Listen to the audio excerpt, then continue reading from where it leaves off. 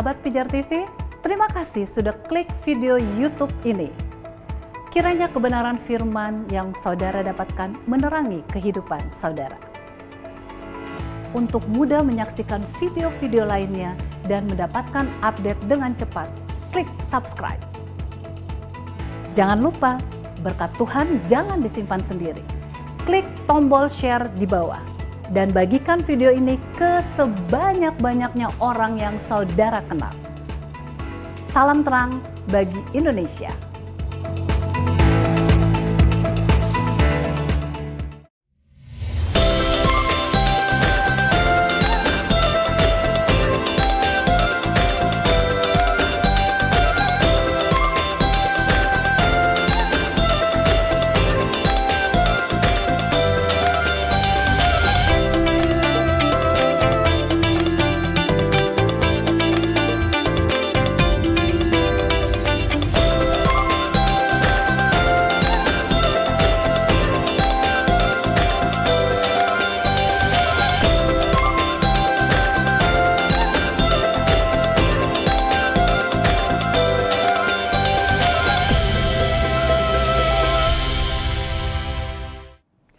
Shalom pemirsa Pijar TV yang diberkati Tuhan, senang sekali kita kembali berjumpa dalam program acara Ku Tahu Yang Kupercaya.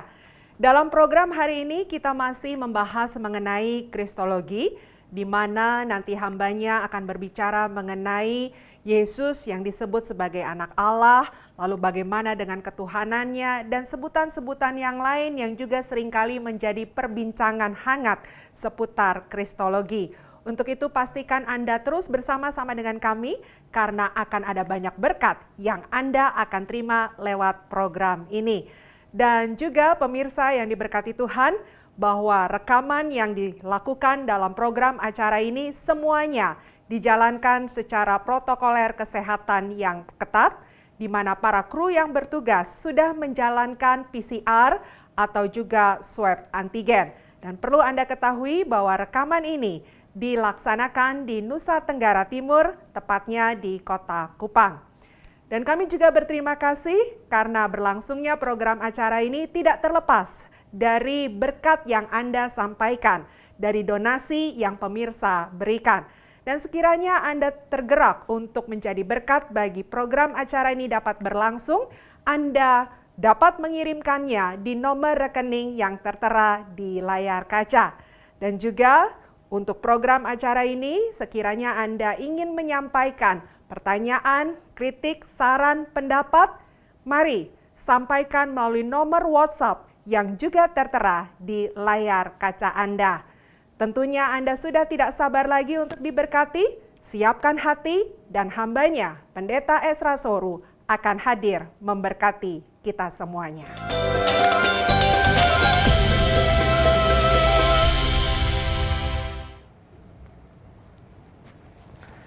Shalom, salam sejahtera buat semua pemirsa Pijar TV di mana saja berada, secara khusus yang sering mengikuti program Ku Tahu Yang Kupercaya. Sesuatu yang menggembirakan kita bahwa kami sudah merilis atau membuat suatu video seri yang baru yang berkenaan dengan doktrin tentang Kristus atau Kristologi, dan doktrin ini akan dibahas sekitar 20 sampai 21 episode.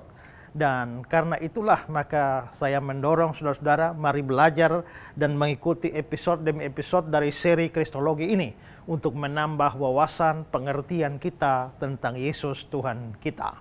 Dan juga disampaikan kepada saudara bahwa khusus seri Kristologi ini itu diambil atau disyuting dari Kota Kupang, NTT. Karena kita masih ada dalam kondisi pandemi, maka semua kru yang ada, juga audiens yang ada, semuanya juga sangat memperhatikan protokol kesehatan yang ada, dan semua telah di-swab dan PCR demi keamanan bersama-sama. Nah, program ini juga terlaksana karena dukungan dari banyak saudara, dukungan doa, dan juga dukungan dana dari saudara-saudara. Dan program seperti ini kalau bisa sampai pada saudara, sampai di layar kaca saudara, itu membutuhkan pembiayaan yang tidak sedikit. Tetapi program ini sangat bermanfaat karena mengajar banyak orang, juga memberitakan Injil kepada banyak orang. Nah, ini adalah sebuah pelayanan yang luar biasa yang Tuhan percayakan melalui Pijar TV. Dan saudara pun dapat mengambil bagian dalam pelayanan ini dengan berdonasi kepada Pijar TV. Nah, di layar kaca saudara ada nomor rekening yang tertera di sana. Saudara boleh mengirimkan donasi saudara untuk Pijar TV dapat pergunakan membuat konten-konten yang memberkati Indonesia bahkan lebih luas lagi. Dan saudara-saudara, pada saat kita belajar bersama-sama, mungkin saudara punya pertanyaan. Waktu saya menjelaskan saudara punya pertanyaan seputar doktrin Kristus atau bahkan lebih luas doktrin-doktrin yang lain, saudara boleh mengajukan pertanyaan. Ada nomor di layar kaca Anda, silakan WA di sana dan boleh mengajukan pertanyaan. Bahkan kalau saudara membutuhkan dukungan doa atau ada problem, ada kesulitan yang perlu untuk bersama-sama tim Pijar TV untuk mendengar dan memberikan solusi kepada saudara, lagi-lagi saudara bisa mengirimkan WA dan tim Pijar TV akan membantu saudara. Nah, itu informasi-informasi penting dan semoga itu memberkati saudara sekalian. Nah, saudara-saudara, seperti saya bilang tadi bahwa kita ada pada seri Kristologi, ya. Dan selama beberapa episode sebelumnya kita sudah bahas banyak hal dan kita masih membahas soal nama-nama atau sebutan-sebutan untuk Kristus atau Yesus di dalam Perjanjian Baru. Kita sudah membahas secara khusus soal nama Yesus. Lalu juga nama Kristus dan gelar anak manusia kepada atau yang ditunjukkan atau yang dipakai oleh Yesus.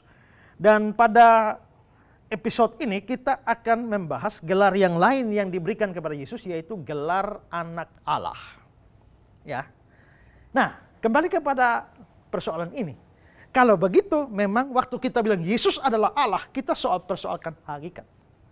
Tapi pada waktu kita bilang Yesus itu Tuhan, menyebut dia dengan Tuhan, itu sebenarnya lagi bicara soal jabatannya.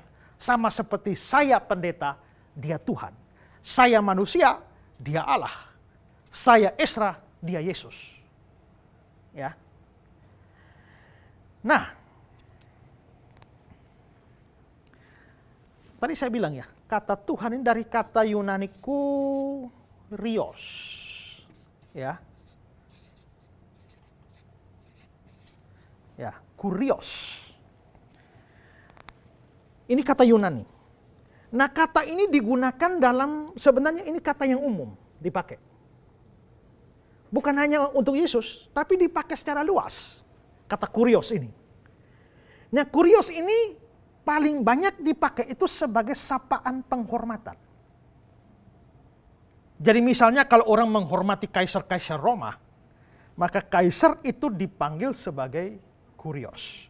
Atau orang-orang kafir menyembah dewa-dewa mereka, mereka menghormati dewa mereka, mereka menyebut dewa mereka sebagai kurios. Ya. Atau bahkan manusia biasa pun kalau dihormati itu kurios. Kalau saya menghargai kamu, saya akan menyebut kurios. Pamit dulu. Gitu ya. Saya menyebut kurios. Karena ini adalah sapaan penghormatan, maka kurios di dalam kata kurios ini, di dalam Alkitab bahasa Indonesia, kadang-kadang diterjemahkan tuan atau dalam bahasa Inggris sir. Ya. Coba lihat Roma 14 ayat 4. Roma 14 ayat 4.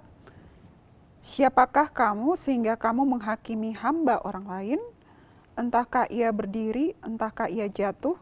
Itu adalah urusan tuannya sendiri. Ya, itu adalah urusan kuriosnya sendiri. Nah, dalam Alkitab kita diterjemahkan urusan tuan. Karena itu orang itu dihormati, maka disebut tuan. Matius 21 ayat 30. Matius 21 ayat 30.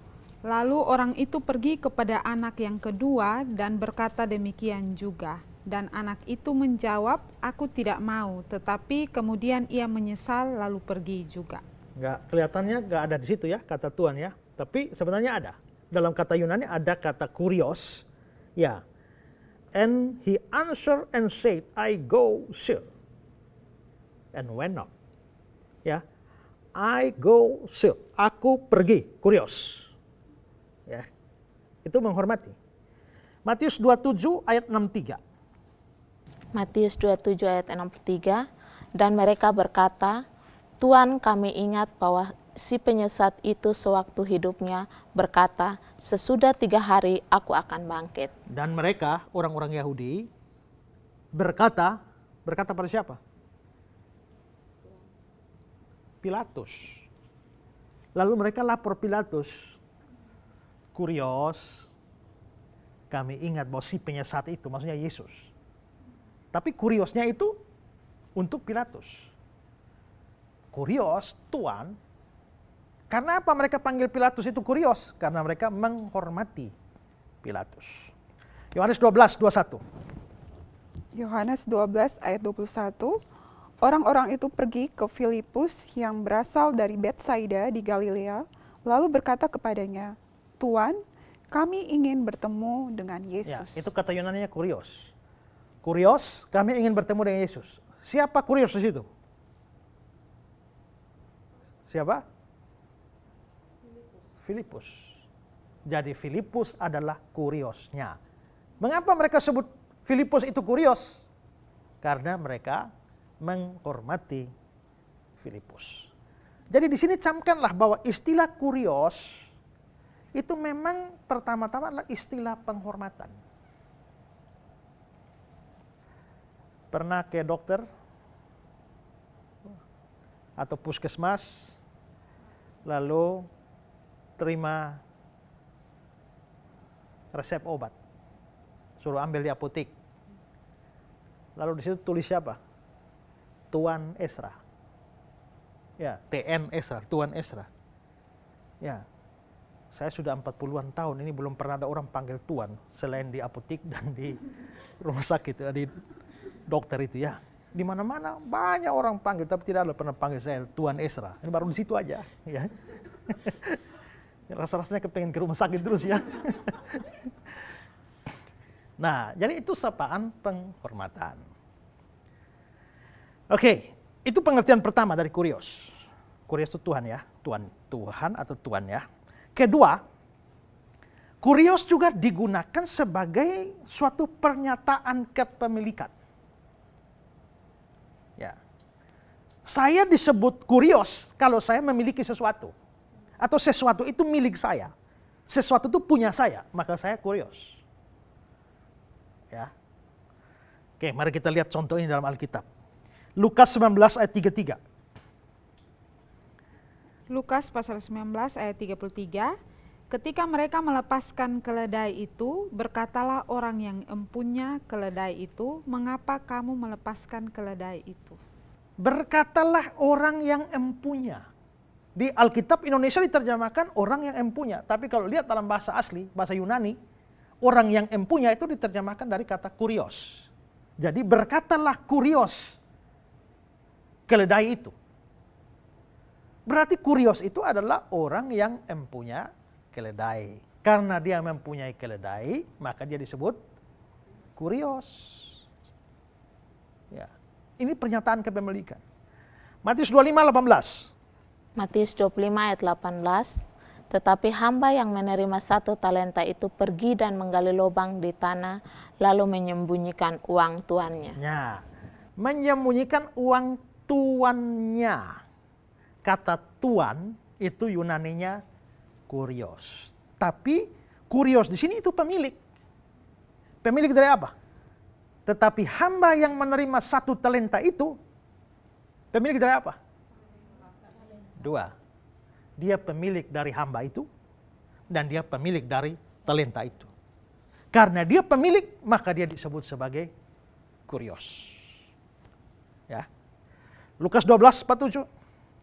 Lukas 12 ayat 47, adapun hamba yang tahu akan kehendak tuannya, Tetapi yang tidak mengadakan persiapan atau tidak melakukan apa yang dikehendaki tuannya, ia akan menerima banyak pukulan. Ya, kata tuannya itu kurios. Ini adapun hamba yang tahu kehendak kuriosnya, kurios itu pemilik. Pemilik dari apa? Dari hamba. Nah, maka seseorang disebut kurios kalau dia memiliki sesuatu. Sang pemilik itu adalah kurios. Jadi dua pengertian ya. Menghormat orang kurios. Atau menyebut orang yang memiliki sesuatu itu kurios. Itu pengertian umum. Nah, maka untuk Yesus disebut kurios. Kalau Yesus disebut kurios, itu berarti apa? Kalau pengertian pertama secara umum tadi, kurios itu adalah ungkapan penghormatan, lalu ternyata kata kurios digunakan untuk Yesus, artinya kata kurios, Yesus disebut kurios, itu sebagai bentuk penghormatan kepada Yesus. Ya. Sama seperti saya dihormati dan disebut Tuan, kurios, maka Yesus pun dihormati dan disebut kurios atau Tuan. Matius 8 ayat 2. Datanglah seorang yang sakit kusta kepadanya, lalu sujud menyembah dia dan berkata, Tuan, jika Tuan mau, Tuan dapat mentahirkan aku. Ya, Tuan ya, bukan Tuhan ya. Tuan. Kenapa Tuan? Kata Yunani ya kurios. Kenapa diterjemahkan Tuan? Ini karena si kusta itu menghormati Yesus. Maka disebut Tuan. Sekarang lihat Yohanes 4 ayat 11. Yohanes 4 ayat 11, kata perempuan itu kepadanya, Tuhan, engkau tidak punya timba dan sumur ini amat dalam. Dari manakah engkau memperoleh air hidup itu? Nah, ini percakapan Yesus dengan perempuan Samaria. Yesus minta, mereka bicara soal air sumur dari sumur Yakub. Lalu perempuan Samaria itu berkata kepadanya ya, bilang apa? Perempuan itu berkata kepadanya, engkau tidak punya. Kata perempuan itu kepadanya, Tuhan. Nah, cukup di situ. Kurios. Tapi di sini, kalau tadi di Matius 8, kuriosnya diterjemahkan Tuan. Tapi di sini diterjemahkan Tuhan. Ini sebenarnya tidak masuk akal. Karena Yesus baru bercakap-cakap dengan perempuan Samaria ini, bagaimana perempuan Samaria itu tahu Yesus Tuhan? Karena itu menurut saya di sini Yohanes 4 ayat 11 terjemahan baru Lai itu menurut saya terjemahannya salah. Baru ketemu tahu-tahu jadi Tuhan. Ya. Sekarang kalau kita lihat misalnya versi Alkitab bahasa Inggris King James, the woman said unto him, Sir, bukan Lord, Sir. Terjemahan lama. Maka kata perempuan itu kepadanya, ya Tuan, Tuan tidak ada barang sesuatu buat timba, sedang perigi ini dalam. Dari manakah Tuan memperoleh air hidup itu? Tuan, bukan Tuhan. Sama juga dengan Alkitab Indonesia terjemahan bahasa Indonesia sehari-hari. Kata wanita itu, Tuan tidak punya timba, dan sumur ini dalam sekali. Dari mana Tuan mendapat air hidup? Nah, maka sebenarnya ini sapaan penghormatan. Bukan Tuhan, tapi Tuan. Hanya Alkitab terjemahan baru kita, itu terjemahannya tidak tepat. Ya. Lihat Yohanes 20 ayat 15. Yohanes 20 ayat 15, kata Yesus kepadanya, Ibu, mengapa engkau menangis? Ya, ini Maria Magdalena ya. Ini peristiwa kebangkitan. Ibu, mengapa engkau menangis? Terus? Siapakah yang engkau cari? Maria menyangka orang itu adalah penunggu taman, lalu berkata kepadanya, Tuan, kurios, terus? Jikalau Tuan mengambil dia, katakanlah kepadaku di mana Tuan meletakkan dia, supaya aku dapat mengambilnya. Maria kan nggak kenal ini orang ya. Dia kira penunggu taman. Makanya dia bilang, Tuan, kurios, bukan Tuhan. Kan kenal saja tidak. Dikira penunggu taman, kenapa tiba-tiba bisa bilang Tuhan? Maka memang dengan tepat diterjemahkan Tuan. Nah, dari ayat-ayat ini kita bisa lihat bahwa ternyata ketika kurios digunakan untuk Yesus, ini bermakna penghormatan. Ya, makanya diterjemahkan Sir, Tuan. Yesus itu kurios. Dia Tuan. Ya, kalau ungkapan Tuan, kurios itu adalah penghormatan, maka Yesus itu kurios, dia layak dihormati.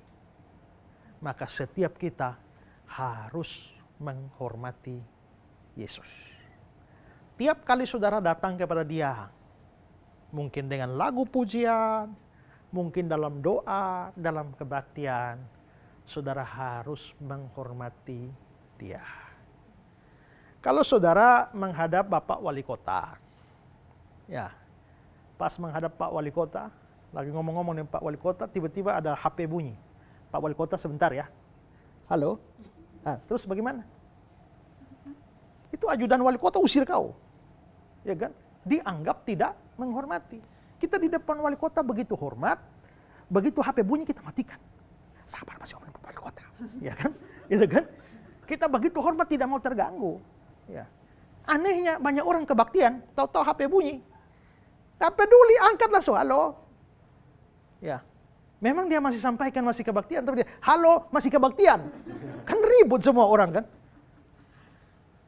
Ya. Waktu kebaktian berlangsung. Dengar firman Tuhan, kau bikin apa? Pasang status terus. Story terus. Ya, selfie terus. Saya pernah kebaktian khotbah saudara ya. Dan saya lihat itu jemaat ada hadir di situ. Selesai kebaktian, saya lihat selfie 7. Foto selfie 7. Dan saya lihat jamnya, ini pas jam khotbah. Kenapa saya lagi berkhotbah? Dia 7 selfie memang. Bukan soal menghormati saya, tapi kan firman Tuhan. Berarti itu sama dengan tidak menghormati Tuhan. Ya, kalau dia disebut kurios, kita harus mau, saudara harus mau menghormati dia. Dalam hidupmu, dalam doamu, dalam ibadahmu, harus menghormati dia. Ya. Tadi yang kedua, apa? Pengertian umum dari kurios. Selain penghormatan, apa? Pernyataan kepemilikan. Seorang disebut kurios kalau dia memiliki sesuatu. Dia yang empunya sesuatu. Maka dia disebut kurios. Jika Yesus disebut kurios, itu karena dia mempunyai sesuatu atau memiliki sesuatu. Lalu, kalau Ibu Erne bilang, kuriosku, itu sama arti dengan berkata, pemilikku. Berarti waktu saya bilang kuriosku, Tuhanku, itu berarti saya sedang membuat pengakuan iman bahwa aku ini miliknya Yesus. Ya. Oke. Lihat Roma 14 ayat 8. Roma 14 ayat 8, sebab jika kita hidup untuk Tuhan. Jika kita hidup untuk kurios. Dan jika kita mati untuk Tuhan. Kita mati untuk kurios. Jadi baik hidup atau mati, kita adalah milik Tuhan. Jadi hidup mati, kita milik kurios. Berarti dia disebut kurios karena dia memiliki kita. Hidupmu dimiliki oleh dia, matimu dimiliki oleh dia. Jadi baik hidup ataupun mati, kita milik Tuhan. Mau hidup atau mati, kita milik Tuhan. Kalau kita milik Tuhan, berarti dia pemilik kita, dia yang empunya kita. Wah, berarti dia kurios dong. Mengerti maksudnya ya? Oke. 1 Korintus 10 ayat 26. 1 Korintus 10 ayat 26, karena bumi serta segala isinya adalah milik Tuhan. Bumi serta segala isinya milik Kurios. Oh, rupanya bukan hanya kita ya, tapi bumi dan segala isinya milik Dia. Dialah yang menciptakan, Dialah yang memiliki bumi dengan segala isinya, maka Dia layak disebut sebagai Kurios. Ya. Selanjutnya 1 Korintus 7 ayat 22. 1 Korintus 7 ayat 22, sebab seorang hamba yang dipanggil oleh Tuhan dalam pelayanannya adalah orang bebas milik Tuhan. Demikian pula orang bebas yang dipanggil Kristus adalah hambanya. Ya, jadi seorang hamba yang dipanggil oleh Tuhan, oleh Kurios dalam pelayanannya, berarti dia melayani kan? Adalah orang bebas milik Kurios, milik Tuhan. Demikian pula orang bebas yang dipanggil Kristus adalah hambanya. Hambanya berarti hambanya Tuhan. Berarti orang yang melayani itu milik Tuhan. Saya hamba Tuhan. Saya melayani Tuhan. Kalau begitu yang saya layani itu adalah Tuhan atau Kurios. Saya melayani Yesus. Maka saya milik Yesus. Saya hamba Yesus, maka Dia adalah Kurios saya. Ya. Nah, di dalam surat-surat Perjanjian Baru, kita sering menjumpai para penulis menyebut dirinya sebagai hamba Yesus Kristus. Dan dengan demikian, sekalipun tidak eksplisit, tapi itu menyatakan bahwa Yesus adalah pemilik atas diri mereka atau hidup mereka. Contoh, Roma 1 ayat 1. Roma 1 ayat 1, dari Paulus, hamba Kristus Yesus. Ya, cukup. Dari Paulus, hamba Kristus Yesus. Yakobus 1 ayat 1. Salam dari Yakobus, hamba Allah dan Tuhan Yesus Ya, Kristus. hamba Allah dan hamba Tuhan Yesus Kristus. 2 Petrus 1 ayat 1. Dari Simon Petrus, hamba dan Rasul Yesus Hamba dan Kristus. Rasul Yesus Kristus. Yudas 1 ayat 1. Dari Yudas, hamba Yesus Kristus. Hamba Yesus Kristus. Ya, jadi penulis-penulis Perjanjian Baru, surat-surat itu menyebut diri hamba. Kalau mereka menyebut diri hamba dari Yesus, berarti mereka tuh milik dari Yesus. Maka Yesus memiliki mereka. Yesus itu disebut sebagai Kurios atau Tuhan. Nah, karena itu semua orang yang memanggil Yesus Tuhan atau mengaku Yesus Tuhan sebenarnya harus percaya dan menyatakan diri bahwa sesungguhnya mereka milik Tuhan. Ya. Kalau kamu tidak mau dimiliki oleh Tuhan, ya, jangan sebut dia Tuhan. Kalau kamu tidak mau dimiliki oleh Yesus, jangan sebut Yesus itu Tuhan. Kalau menyebut diri Yesus itu Tuhan, artinya kamu mengaku kamu miliknya dan Dia boleh memakai kamu seturut dengan kehendaknya karena kamu hambanya. Jadi Kurios atau Tuhan itu kontras dengan doulos, hamba. Pada zaman dulu, pada saat perbudakan masih ada, itu antara tuan dan budak itu ada jarak yang besar sekali. Dulu ada pasar budak. Jadi ada orang-orang yang dijual, ya. Lalu di pasar budak, lalu orang-orang bisa beli. Ya, misalnya ini orang-orang di pasar budak. Kalian tuan-tuan dan nyonya-nyonya itu boleh pergi lihat dan beli. Beli mereka namanya budak belian. Maka setelah dibeli, dia itu menjadi milikmu. Dia doulos, budak. Kamu tuannya. Ya. Karena itu ada bisnis jual beli budak. Maka saya bisa mengambil keuntungan dari urusan budak. Saya beli budak-budak yang kurus-kurus, ya, yang kayaknya kurang makan. Saya cas dulu mereka 2 bulan, 3 bulan, kasih makanan yang bergizi, ya kan? Ini saya misalnya ini budak kurus nih saya beli 10.000, ya kan? Lalu saya kasih cas, makan, kasih kuat. Nah setelah itu 3 bulan kemudian saya jual 25.000. Ya, 25.000. Atau 50.000. Ya, ini jual 3 nih dapat 150.000. Lalu kamu datang, berapa nih Pak? Ya ini 150. Lalu kamu tawar 300. Ya. Maka makin kuat budaknya itu makin mahal harganya. Ya. Nah, setelah dibeli budak-budak ini jadi milik kalian. Kalian boleh bikin apa saja pada budak ini, itu hakmu. Apa bedanya budak ini dengan meja? Sama-sama barang. Sama-sama benda. Ya. Bedanya budak ini dengan meja hanya karena dia bernapas. Itu beda. Jadi kalau kamu mau pukul-pukul, ambil parang potong-potong mejanya, bisa kamu ambil parang potong-potong dia. Suka-suka kamulah. Budak tidak mempunyai hak asasi manusia. Tidak. Seorang tuan, ini hukum waktu itu. Seorang tuan bebas memperlakukan budaknya mau apa saja. Makanya William Barclay menceritakan banyak perlakuan tuan-tuan kepada budak. Ada seorang tuan yang memelihara ikan piranha. Ikan piranha ikan paling kejam yang buang sapi pun mereka keroyok dalam waktu singkat habis isinya. Satu hari seorang budak membawa minuman dalam tempat minuman, dia terantuk dan jatuh. Begitu dia terantuk dan jatuh, tuannya marah, pegang di batang leher, buang ke kolam. Langsung dimakan ikan, selesai.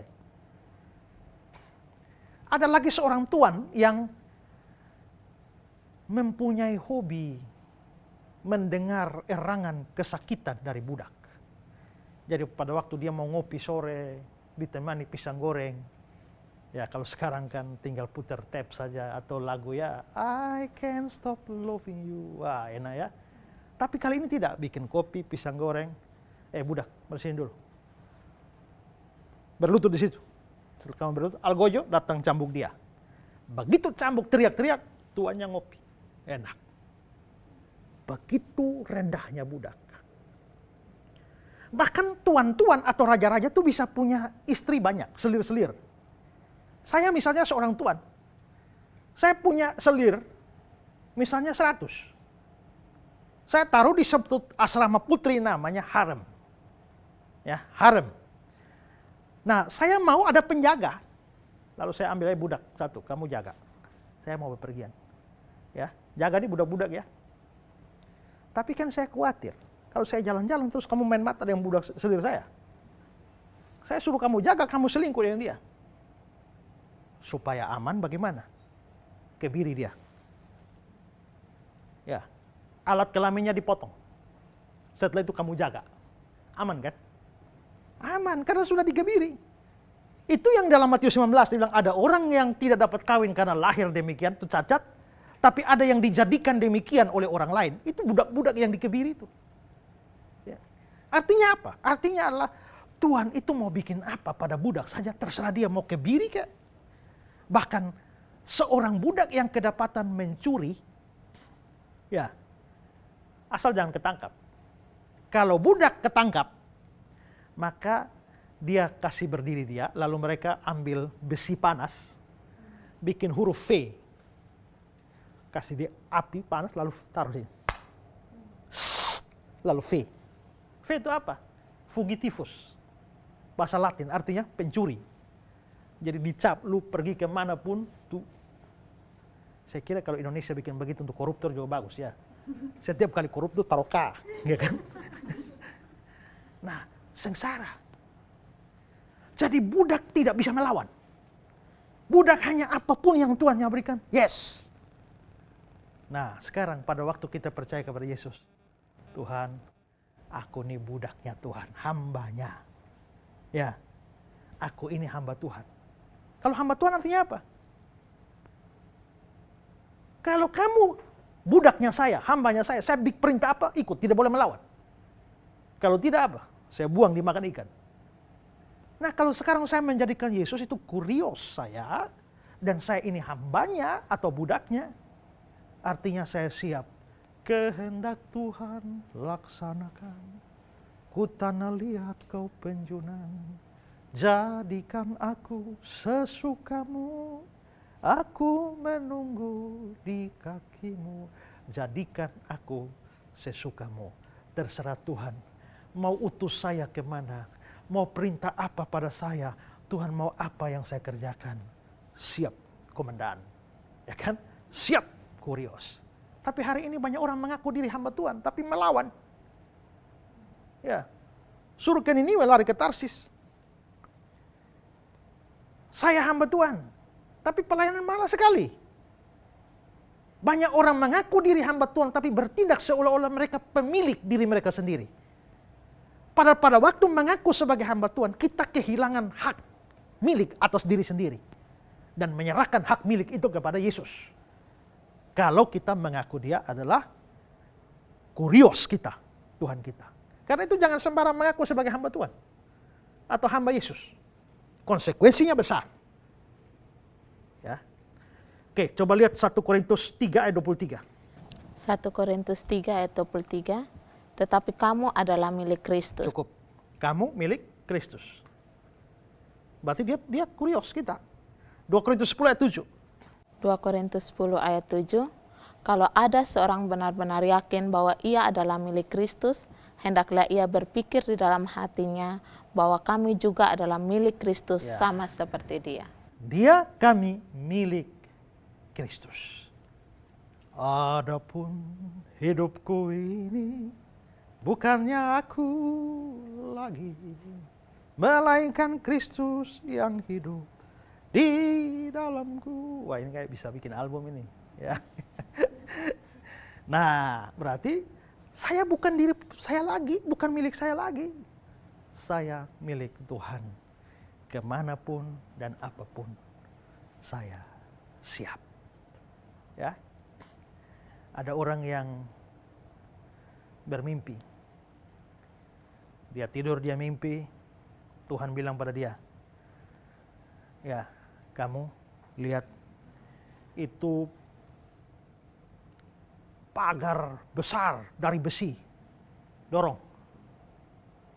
Dia lihat-lihat, Tuhan ini kayaknya saya nggak sanggup. Tuhan bilang dorong. Akhirnya dia pergi dorong. Dorong 1 hari, bergerak 1 mili pun tidak. Lalu besoknya, hari Selasa tadi, hari Senin, hari Selasa Tuhan bilang dorong. Lalu dia bilang dorong lagi, tidak bergerak. Hari ketiga, Tuhan bilang dorong lagi. Dia bilang, Tuhan, saya tidak sanggup. Dorong. Dorong lagi, tidak bergerak. Hari keempat, hari kelima, dia bilang, Tuhan, menyerah. Saya tidak mau lagi, tidak ada hasil apa-apa. Tuhan bilang dorong. Akhirnya dia pergi dorong lagi. Sampai hari terakhir dia bilang, Tuhan, untuk apa saya harus dorong lagi? Stop. Kenapa? Karena saya dorong pun tidak bergerak. Lalu Tuhan tanya, Tuhan bilang, memangnya siapa yang suruh kamu bikin dia bergerak? Kan Tuhan suruh saya dorong. Iya, saya suruh kau dorong, bukan suruh bikin dia bergerak. Yang penting kau dorong, bergerak tidak bergerak itu bukan urusanmu. Yang penting kau dorong. Dan kamu telah mendorongnya selama 6 hari. Bagus. Wah, rupanya Tuhan hanya mau lihat kesetiaan dia dalam mendorong. Soal hasil bukan urusan dia. Ya, yang penting sudah dorong. Itulah hamba yang baik. Soal ada hasil atau tidak hasil, kerjakan dulu. Ada amin Ibu Erni? Amin, ya kan? Tuhan suruh menginjil, menginjil. Soal ada orang bertobat atau tidak bertobat bukan urusanmu. Kerjakan penginjilan. Ya kan? Apapun yang Tuhan itu suruh, siap lakukan. Ya. Ada 2 orang misionaris diutus Tuhan ke Madagaskar. 2 keluarga, 2 misionaris tapi punya keluarga. Jadi mereka bawa keluarga masing-masing. Ada 2 keluarga masuk ke Madagaskar, satu wilayah. Lalu beritakan ini, Tuhan suruh beritakannya. Beritakan Injil. Anehnya tidak ada satu orang bertobat pun setelah sekian tahun. Bukan hanya tidak bertobat, tapi malah keluarga mereka ini kena serangan malaria. Dan mati semua di situ.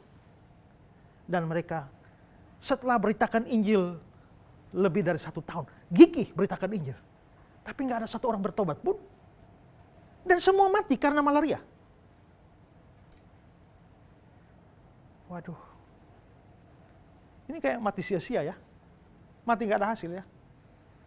Tapi setelah mati, lembaga misi mengirimkan lagi misionaris yang lain. Dan misionaris itu masuk. Dia mulai berkunjung demi berkunjung dari satu tempat ke tempat yang lain. Ternyata ada orang percaya. Kok bisa percaya? Iya, pernah dapat Injil dari Bapak itu. Tapi waktu Bapak itu hidup jadi Kristen, tidak. Setelah dia mati saya pikir-pikir baru jadi Kristen. Ini lagi. Ternyata ada banyak orang yang menjadi percaya setelah dia mati. 2 keluarga misalnya mati habis semua. Mereka bahkan tidak lihat orang percaya. Tapi setelah mereka mati ternyata ada. Nah itu butuh kesetiaan. Makanya menjadi hamba Tuhan itu butuh setia. Karena kita ini miliknya dan taat pada dia. Semua saudara yang mengaku Yesus itu Tuhan harus taat dan setia. Ya. Nah, ini sesuatu yang menarik sekalipun ini pelajaran teologis yang dalam, tapi ini juga mengandung pesan praktis bagi kita. Saudara pemirsa di rumah, kalau saya menjelaskan seperti ini, ada hal-hal yang saudara ingin tanyakan. Silakan. Di layar kaca Anda ada nomor-nomor WA atau SMS, silakan SMS atau WA ke sana dan pertanyaan Anda akan dijawab oleh tim Pijar TV. Demikian juga yang butuh konseling, yang butuh dukungan doa. Silakan kirimkan, kami siap melayani saudara. Nah, jadi ini ungkapan penghormatan. Kalau digunakan Yesus, berarti Yesus itu dihormati. Ungkapan kepemilikan. Kalau digunakan untuk Yesus, berarti Yesus menyatakan Yesus itu milik. Ini umumnya. Tapi ternyata untuk Yesus, bukan hanya 2 ini. Untuk Yesus ternyata ada pengertian yang lain. Untuk Yesus ternyata ada pengertian bahwa kalau dia disebut Kurios atau Tuhan, itu mengandung pengertian kealahan. Ingat ya, beda tadi yang sudah saya jelaskan tadi ya. Nah, itu ternyata menunjukkan pengertian kealahan.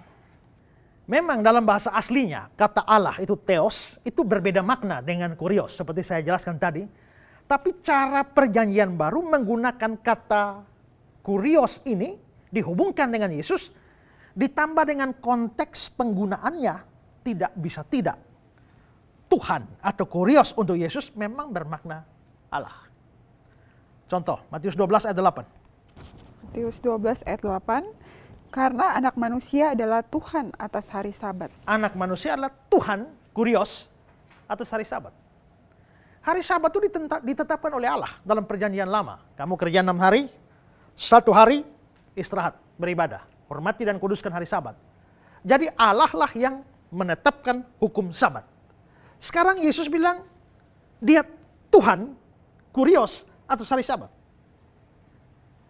Kalau hari Sabatnya ditetapkan oleh Allah, lalu Yesus menyatakan diri Tuhan atas hari Sabat, bukankah itu berarti bahwa dia Allah sendiri?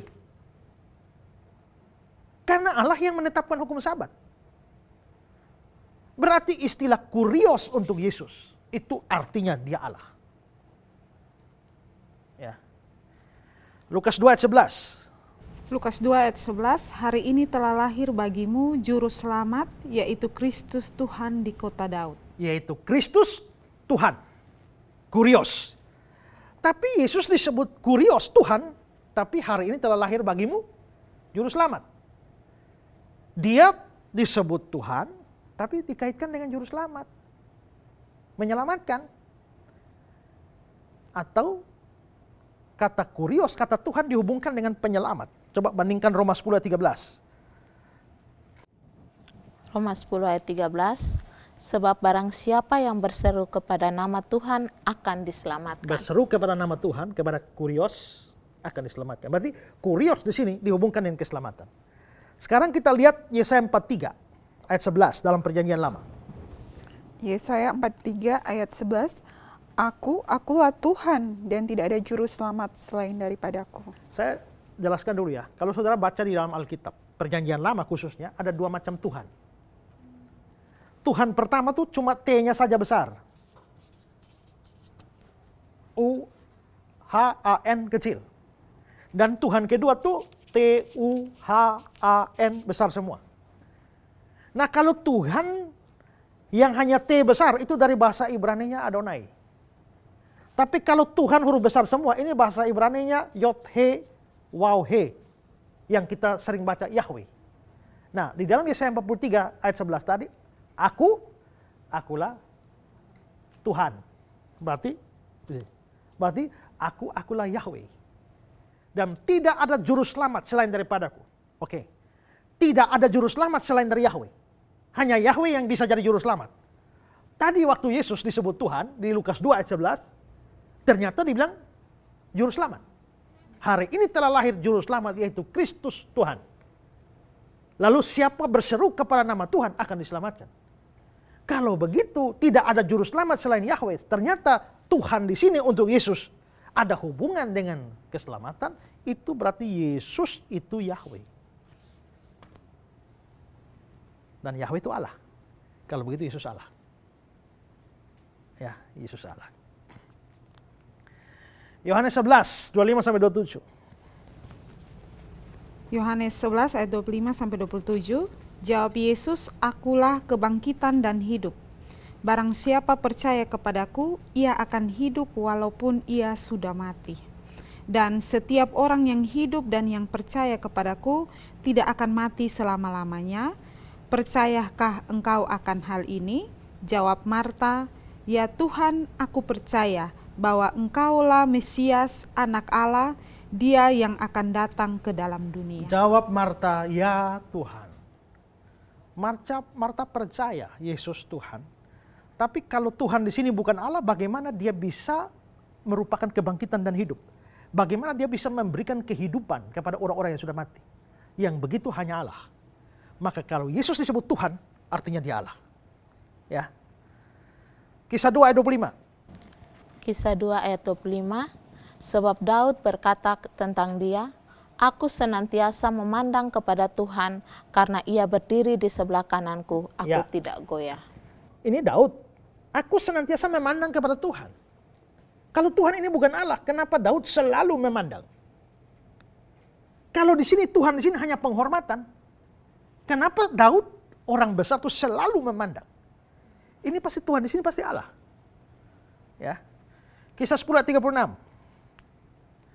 Kisah 10 ayat 36, itulah firman yang ia suruh sampaikan kepada orang-orang Israel, yaitu firman yang memberitakan damai sejahtera oleh Yesus Kristus yang adalah Tuhan dari semua orang. Oke, tadi kalau saya ke rumah sakit, saya Tuhan ya, kurios juga ya.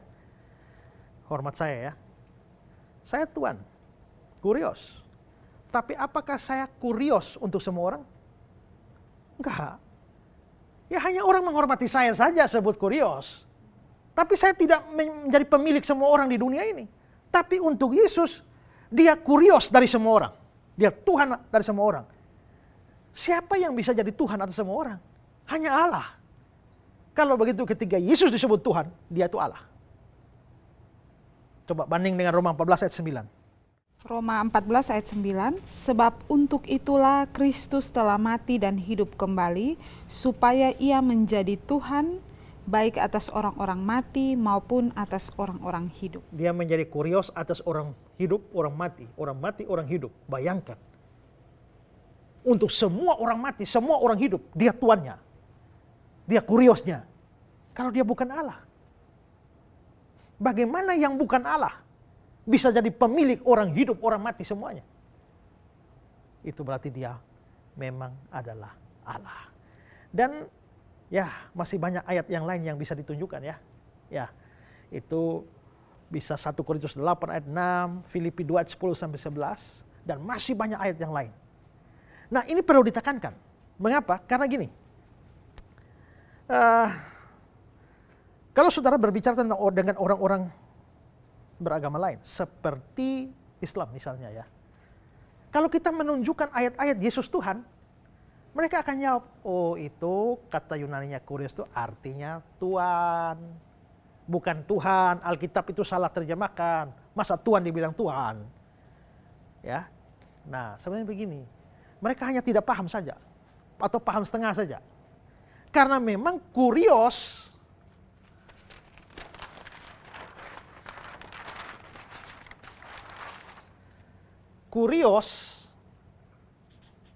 ini memang bisa punya dua arti.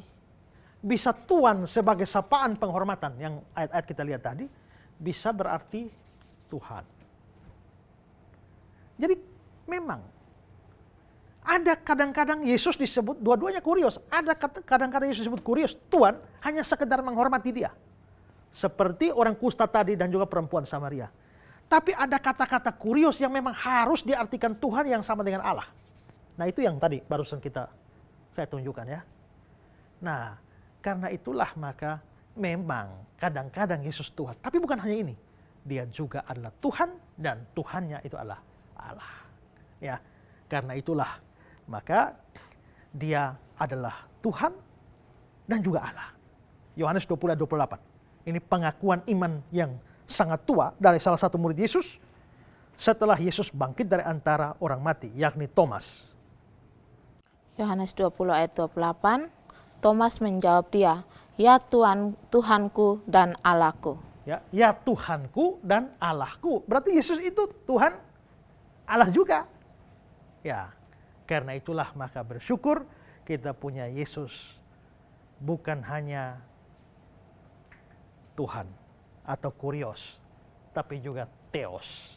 Ya, dia dihormati, dia pemilik segala sesuatu, dan dia juga adalah Allah.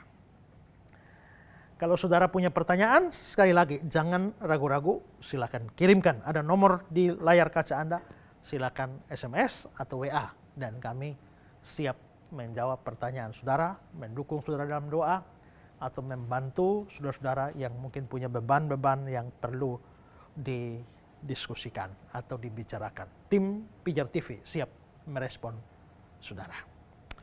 Baik, ada pertanyaan? Oke, saya Pak Esra. Ya. Terima kasih untuk penjelasannya, sangat menolong saya juga. Oke, saya mau bertanya, tadi Bapak sempat katakan bahwa Yesus adalah, dia adalah, kalau kita percaya pada Yesus, kita adalah anak Allah gitu ya. Lalu kalau tidak percaya berarti dia adalah anak iblis, hanya ada dua itu. Nah, yang mau saya tanyakan, seorang anak iblis itu terjadi ketika apa Pak? Ketika saya tidak percaya atau seperti apa? Coba Mazmur 51 ayat 7, coba baca. Mazmur 51 ayat 7, sesungguhnya dalam kesalahan aku diperanakan, dalam dosa aku dikandung ibuku. Ya, jadi beda dengan agama lain, bahwa dianggap anak kecil kalau lahir tuh masih suci, tanpa dosa sama sekali. Ya, Kekristenan tidak percaya begitu. Kekristenan percaya adanya dosa asal atau sifat dosa yang dibawa oleh setiap anak yang dilahirkan. Karenanya setiap anak yang dilahirkan, biarpun belum berbuat dosa, tapi dia sudah berstatus orang berdosa. Perbuatan dosa belum, status dosa sudah. Ada beda antara status dan perbuatan. Seekor macan itu adalah binatang buas. Benar ya? Pada waktu macan ini menerkam kambing, dia binatang buas. Pada waktu macannya tidak terekam kambing tapi hanya tidur-tidur, dia binatang buas apa tidak? Binatang buas. Ya? Tetap binatang buas. Tetap binatang buas, tapi tidak terekam kambing, hanya tidur-tidur saja. Iya, tetap buas. Tetap binatang buas. Berarti kebuasannya macan tidak tergantung dari terkam kambing atau tidak. Itu melekat pada dirinya. Jadi mau terkam kambing atau mau tidur-tidur atau mau naik pohon, ya, dia tetap binatang buas. Nah, dosa itu begitu. Status orang berdosa. Waktu kamu lahir, kamu belum berbuat dosa, tapi kamu sudah berstatus orang berdosa. Karena nenek moyangmu, Adam dan Hawa, itu sudah dosa. Ya kan? Kalau nenek moyang kita, Adam dan Hawa, paling atas sudah berbuat dosa, mereka orang berdosa hanya bisa melahirkan keturunan-keturunan yang berdosa. Oke, kalau kambing beranak, anaknya apa? Anak kambing. Kalau kambing bercucu, cucunya kambing, kambing juga. Kalau cucunya anak kambing, kambing juga. Kami itu beranak sampai 20 generasi itu tetap kambing. Tiba-tiba satu ketika kambing beranak toge. Tidak bisa kan? Kecuali ada sesuatu yang error di situ. Ya. Nah, kalau begitu orang berdosa itu hanya melahirkan turunannya orang berdosa semua. Maka kita sudah lahir sebagai keturunan Adam, kita sudah berdosa. Statusnya. Nanti setelah lahir, mulai bertumbuh, mulai berbuat dosa. Makanya semua orang telah berbuat dosa. Maka waktu kita lahir, status sudah orang berdosa. Di bawah kuasa dosa. Maka setiap orang sebenarnya lahir sebagai anak iblis. Secara rohani. Dan status sebagai anak iblis baru berubah waktu terima Yesus. Makanya saya tegaskan tadi ya, kalau kamu lahir dari keluarga Kristen pun ya, sudah ikut semua aktivitas gereja, kamu tetap anak iblis. Sampai kamu terima Yesus. Makanya semua orang beragama Kristen sekalipun wajib menerima Yesus sebagai juru selamat dan Tuhan. Supaya berubah statusnya, pindah statusnya dari anak iblis menjadi anak Allah. Ya, jelas? Ada pertanyaan lain? Ada lagi Pak Pendeta. Ya. Pak Pendeta, apakah seseorang ketika menjadi anak Allah, dia bisa menjadi anak iblis, lalu menjadi anak Allah lagi, lalu jadi anak iblis lagi? Jadi berganti secara terus-menerus. Ya, dulu seperti saya jelaskan tadi ya, lahir sudah anak iblis. Tahu-tahu percaya Yesus, anak Allah. Walaupun kita sudah percaya Yesus, masih bisa berdosa tidak? Saya sudah percaya Yesus anak Allah. Tiba-tiba berkelahi dengan dia, saya maki dia. Maka saya berdosa lagi, jadi anak iblis. Lalu hari Minggu, datang berdoa, minta ampun Tuhan, saya sudah maki dia, jadi anak Allah lagi. Besok saya curi mangga, anak iblis lagi. Jadi saya anak iblis, anak Allah, terus berganti-ganti begitu. Pas mati, anak iblis. Masuk neraka. Begitukah? Oke. Kalau kamu terima Yesus, kamu anak Allah kan? Terima Yesus di mana? Dalam hati kan? Berarti Yesus ada dalam kamu. Tahu-tahu kamu curi mangga. Waktu kamu curi mangga, Yesus di dalam hati itu keluar tidak? Tetap ya, walaupun kamu berdosa curi mangga ya. Yesusnya keluar atau tidak? Tidak kan? Yesus tetap di dalam kita. Waktu kamu percaya Yesus pun kamu diberikan Roh Kudus. Roh Kudus masuk dan tinggal kamu, baik Roh Kudus, ada Roh Kudus di dalam. Waktu kamu percaya kamu curi mangga, Roh Kudusnya keluar.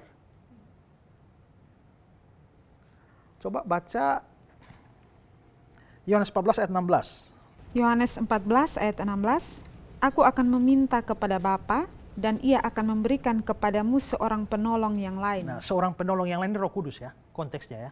Penolong yang lain Roh Kudus. Terus? Supaya ia menyertai kamu selama-lamanya. Supaya Roh Kudus itu menyertai kamu selama-lamanya. Jadi kalau Roh Kudus masuk ke kamu, dia selama-lamanya. Waktu kamu curi mangga, Roh Kudus keluar? Tidak, Roh Kudusnya tidak keluar, tapi waktu kamu curi mangga, Roh Kudus bilang jangan. Kamu nyuri lagi, jangan. Nyuri lagi. Kalau kamu tidak mendengar suara Roh Kudusnya menjadi berduka di dalam kamu. Makanya dia bilang jangan menduka citakan Roh Kudus Allah. Tapi meninggalkan kamu tidak. Kalau Yesus yang kamu terima tinggal di hatimu, tidak pernah keluar. Roh Kudus tinggal di hatimu, tidak pernah keluar. Waktu kamu curi mangga, kamu jadi anak iblis. Bagaimana kamu jadi anak iblis sedangkan Yesus dan Roh Kudus ada dalam diri kamu? Tidak. Kita tetap statusnya anak Allah. Hanya anak Allah yang lagi jatuh. Ya kan? Jatuh karena curi mangga. Gitu ya. Tinggal datang minta pengampunan lagi dan pemulihan lagi. Tapi Yesus dan Roh Kudus tidak meninggalkan. Dengan kata lain, sekali kamu jadi anak Allah, kamu tidak pernah bisa berubah lagi jadi anak iblis. Itu kita bersyukurnya di situ. Ya. Coba kalau tiap kali berdosa jadi anak iblis, saya tanya, dalam satu hari kau lebih banyak anak Allah atau anak iblis? Kita hampir anak iblis terus. Dari perjalanan dari rumah ke kantor, berapa banyak jadi anak iblis? Habis berkelahi dengan istri gara-gara sayur keasinan, ya. Anak iblis jalan-jalan tiba-tiba hampir tabrak orang di jalan, maki anak iblis lagi, sampai di kantor tipu-tipu lagi. Ya, bos tanya, sudah di mana? Masih di tempat tidur, on the way. Ya kan? Berapa banyak sudah jadi anak iblis tiap hari? Kalau berganti-ganti,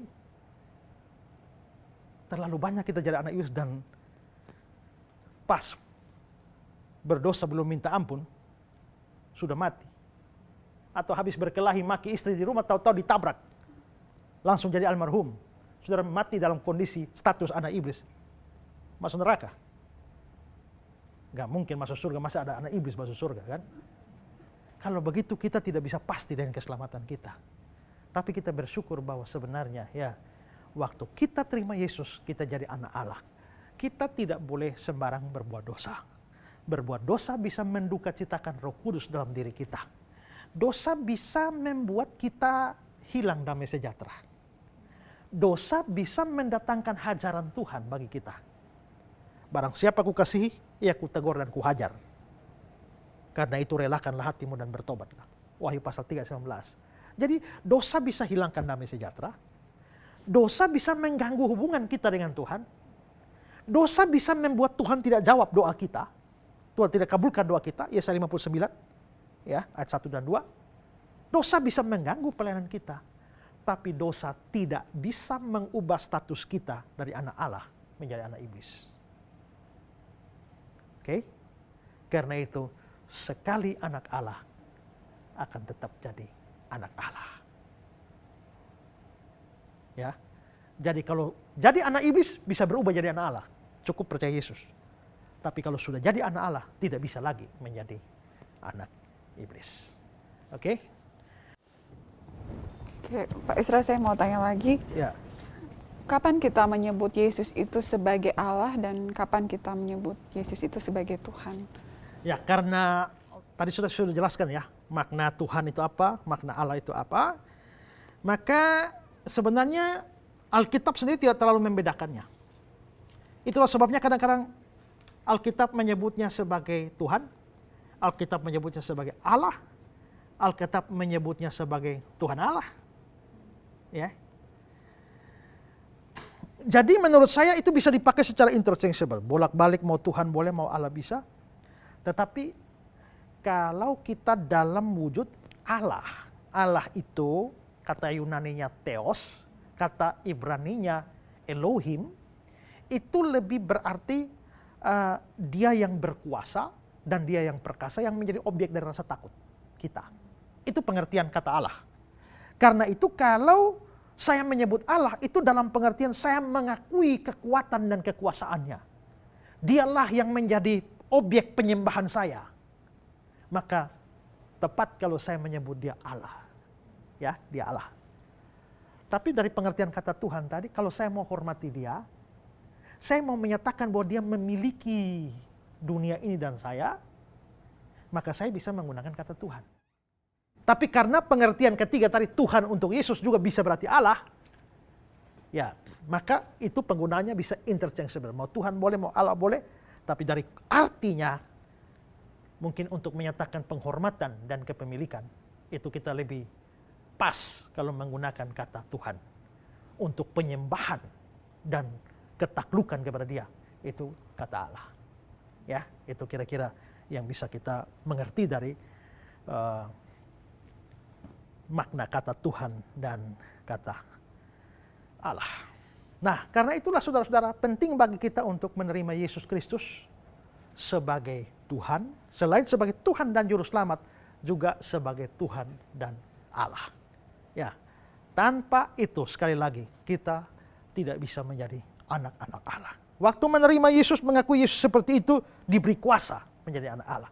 Karena itu sekali lagi saya berpesan, jangan puas hanya karena saudara Kristen. Jangan puas hanya karena sudah dibaptis. Jangan puas hanya karena sudah tabisidi. Jangan puas hanya karena sudah ikut aktivis, jadi aktivis gereja. Jangan puas hanya karena jadi majelis, jadi pendeta.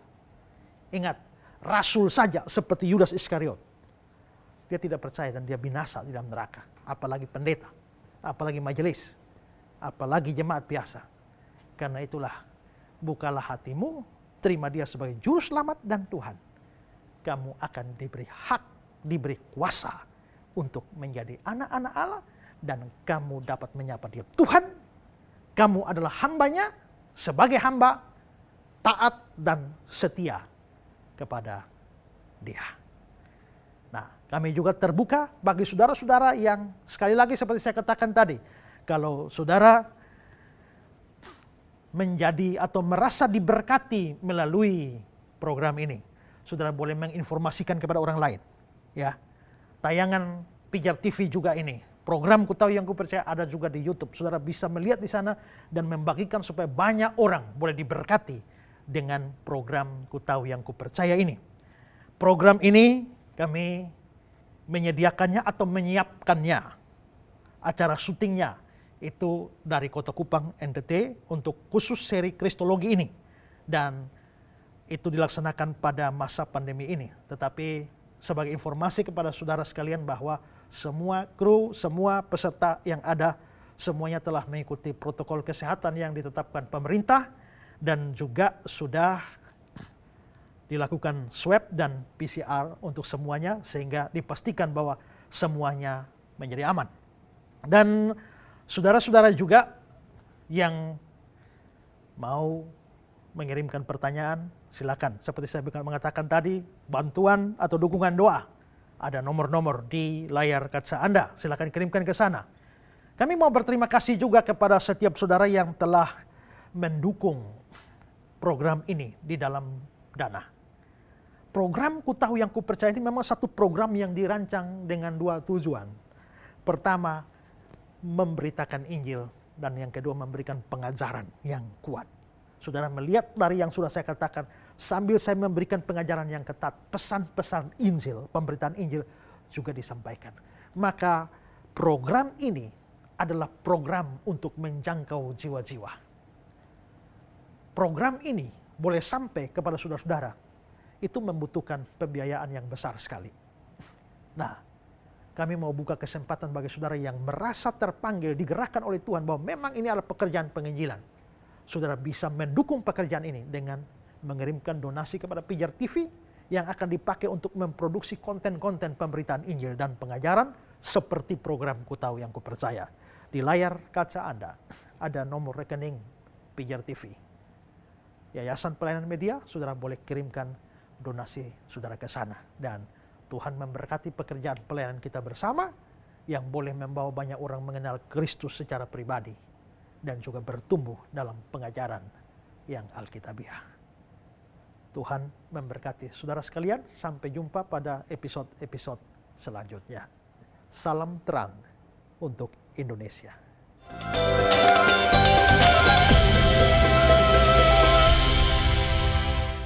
Puji Tuhan pemirsa, Anda begitu sangat diberkati tentunya lewat program acara ini, di mana mungkin Anda akan berkata ada hal-hal baru lagi yang Anda dapatkan ketika Anda menyimak setiap penyampaian yang diberikan oleh hambanya Pendeta Ezra Soru.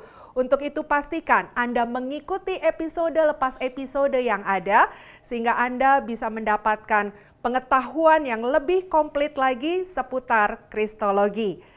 Jika Anda ingin menjadi berkat bagi program acara ini, sampaikan donasi Anda ke nomor rekening yang tertera di layar kaca, dan tentunya itu sangat berarti bagi kami karena keberlangsungan dari program acara ini itu juga berkat kerjasama dari Anda sekalian. Dan jangan lupa pemirsa, sekiranya Anda ingin mengirimkan saran, pertanyaan, bahkan kritik seputar program acara ini, sampaikan melalui nomor telepon di WhatsApp kami yang juga tertera di layar kaca Anda. Kami bersyukur dan bersuka cita kalau Anda adalah pemirsa setia dari Pijar TV. Kita sudah harus berpisah dari program acara ini, tetapi nantikan terus episode-episode yang lainnya yang tetap akan menjadi berkat bagi kita sekalian. Saya harus pamit undur diri, sampai berjumpa lagi, dan Tuhan Yesus memberkati. Salam terang bagi Indonesia.